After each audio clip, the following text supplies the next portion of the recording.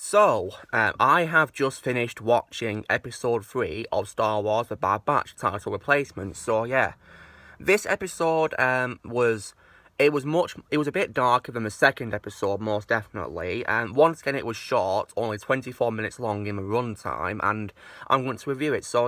Join me, Lucamus Prime, and my best friend Oppo Ranscisis, aka Alexander, as we review episode 3 of Star Wars The Bad Batch, title old replacement. Cue the intro.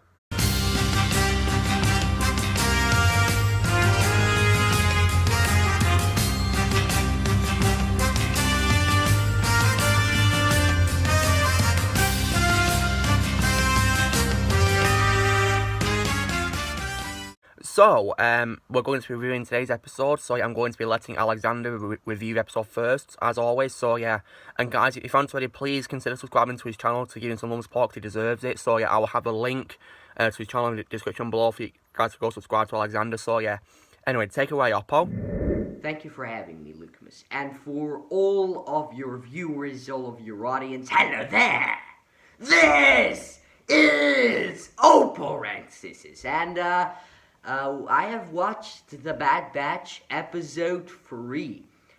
And for me personally, I know many enjoyed this one, and that's fantastic, but for me personally, this is the weakest of the 3 so far. Why do I have that opinion? Well, how do I put this in short? I guess it was the least happened in this one. With the other two, I could talk about it for hours and hours and hours. With this one, I don't have that much to talk about, really. I think in these 5 minutes, I won't have anything left to say that I will spend on this review. Unlike with the others, where I think I could have gone for another 2 hours just talking on non-stop. And especially, the part that I found especially boring personally was the aspect of the Bad Batch. Because in this episode, ultimately nothing really productive happened with them. You know, they crashed, they did some stuff, and then they went back on the ship. And I don't like using the term filler episode. I really don't like using it, but this one definitely felt like it. Because it was very low on story, and unlike with some, shall we say, filler episodes where they have unique locations and they have some unique stuff going on or unique characters, or still this one was on this very gray and kind of dark moon, which kind of was not too interesting for me personally. In many scenes, in fact, it was quite hard to understand what was going on, even for me.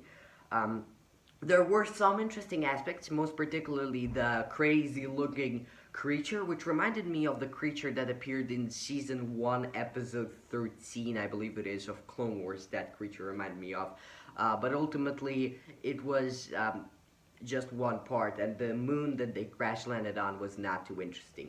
Now, the interesting part that I actually really enjoyed, and I did not expect to enjoy, because I liked the Bad Batch missions a lot in the previous two, was actually the crosshair stuff and the Stormtrooper program, which I did not particularly find too interesting in episode 1, but here I found it very interesting because we were very productive when it comes to the plot. We progressed a lot, and I especially loved seeing the expressions of the Kaminoans, Lama Su and, Nala Se, when they were quite angry at Tarkin for the fact that the clones are being replaced. And we had these shots specifically of their faces, or this bickering between Tarkin and the Kaminoans. And I must say that this brand new character who appeared in a hologram in the previous episode, but this officer, Rampart, I think is his name, I'm not sure, that is now in charge of the Stormtrooper program, he is quite amazing, and his voice actor, who I never heard of before, is doing a great job. I really like his English accent, especially. It really fits the Empire, the Imperial leaders.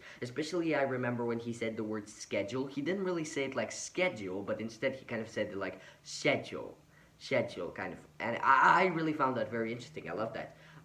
Very unique, not just another generic character, which I like, especially when it comes to the Empire, when you have so many similar people. But Crosshair was very ruthless in this one.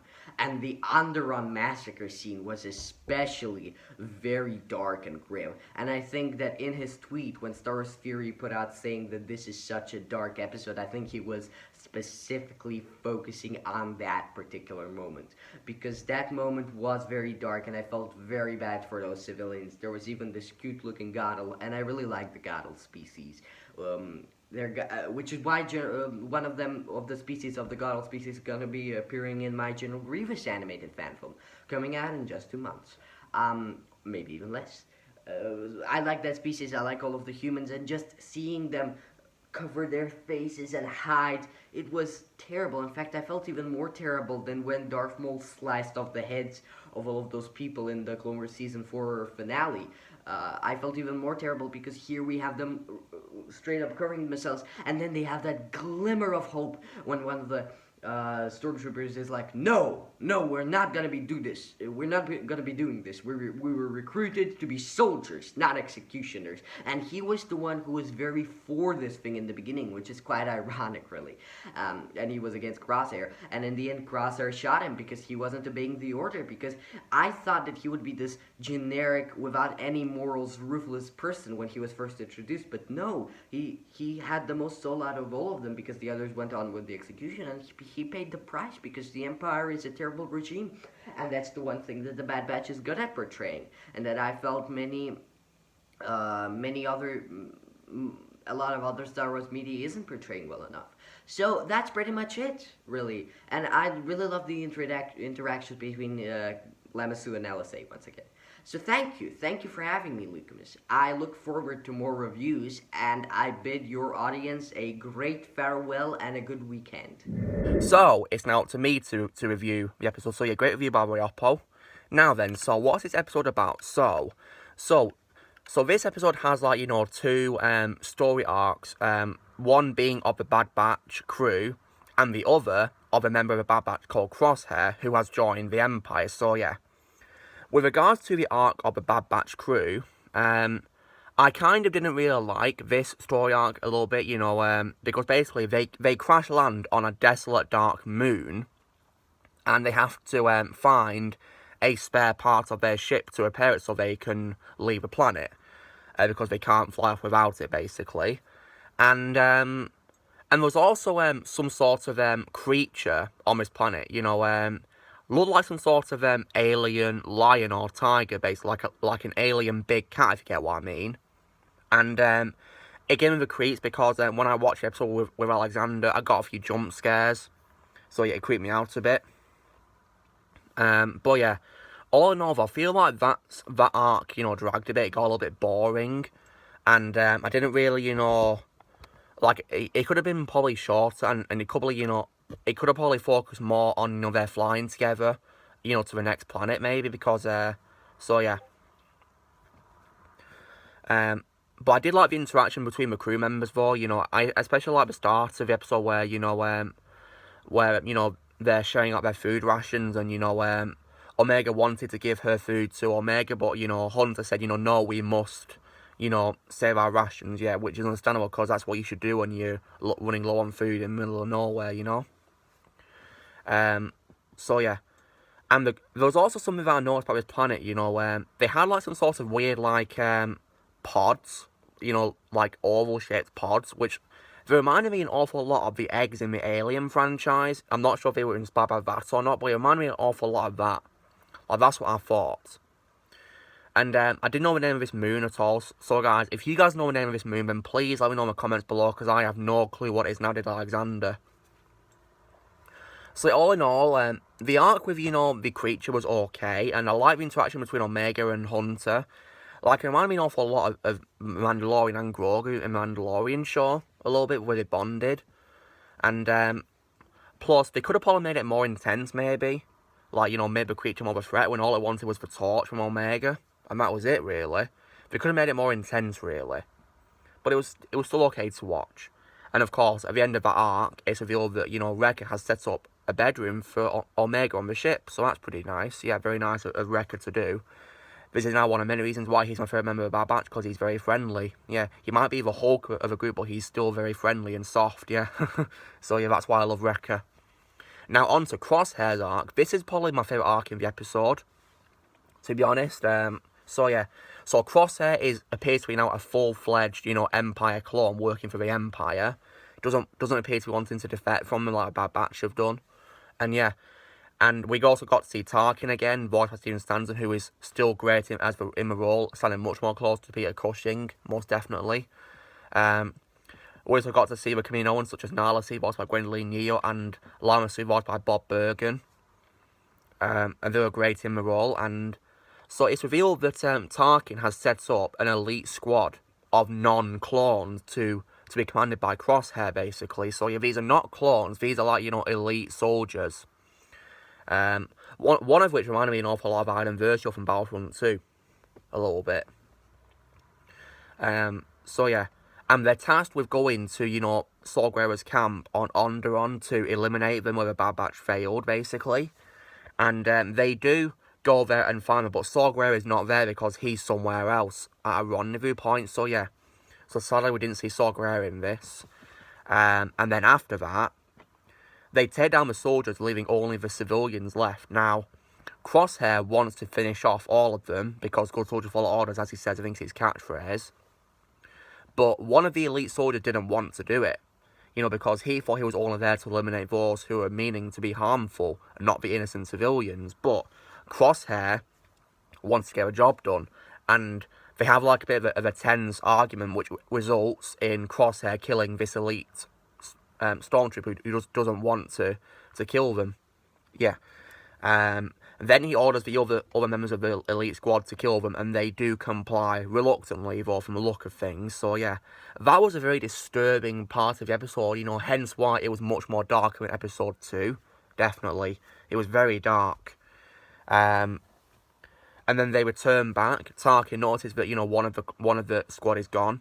And they say that they lost him. They didn't tell the truth that, Crosshair executed him. So, yeah. And, Lama Su was, of course, voicing his concerns about this squad, thinking, they could replace his operation of the clones. So, yeah. But, yeah, I think, the introduction of this squad is setting up, the clones being eliminated from the Empire and being replaced by, non-clone stormtroopers. Which is inevitable because we're going to see them in Rebels, of course, aren't we? And, of course, the original trilogy of Star Wars. So, yeah. So, it looks like the time of the clones may soon be over. I've got a feeling that maybe in episode 16 of the show, it might probably, show the stormtroopers being commissioned as part of the Empire, maybe. I'll have to wait and see. Speaking of stormtroopers, I like how they appear to pay homage to a famous era in A New Hope, where Wrecker bangs his head, and he has a pain in his head. And it's a reference to a very famous era in A New Hope where there's a scene of a Death Star where the stormtroopers are walking through a corridor and a stormtrooper bangs his head on the roof of a door. And yeah, and that's like a famous goof that's been replicated in other media, such as in Attack of Clones when Jango bangs his head on Slave 1. And also in the 2015 Battlefront game as well.